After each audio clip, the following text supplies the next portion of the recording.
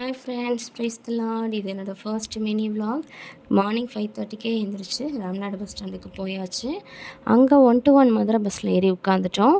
காலங்காத்தாலே செல்ல நோண்ட வேண்டாம் அப்படின்னு கொஞ்சம் நேரம் நான் பைபிள் படித்தேன்.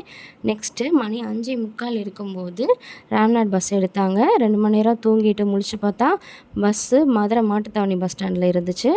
அங்கேருந்து மெரினா ஹோட்டலுக்கு சாப்பிட போனோம். நானும் அப்பாவும் இன்றைக்கி தோசை வாங்கி சாப்பிட்டோம் காலையில்.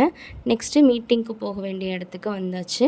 அங்கே ஹாஃப் டே மீட்டிங் நடந்துச்சு. உமா கேட்ரிங்லேருந்து லஞ்ச் கொடுத்தாங்க.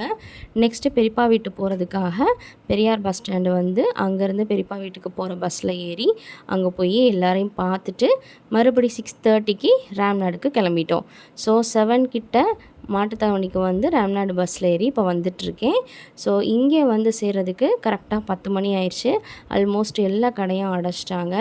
ஸோ ராம்நாடு பஸ் ஸ்டாண்டை ரீச் பண்ணியாச்சு. இப்போ அப்பா ஸ்கூட்டி எடுத்துகிட்டு இருக்காங்க வீட்டுக்கு போகிறதுக்கு. ஸோ வீட்டுக்கு போய் சேரும்போது கரெக்டாக மணி 10:05. பயங்கர டயர்டாயிடுச்சு. சாப்பாடெலாம் ஒன்றும் வேணான்னு தண்ணியை குடிச்சிட்டு படுத்துட்டேன். பாய்.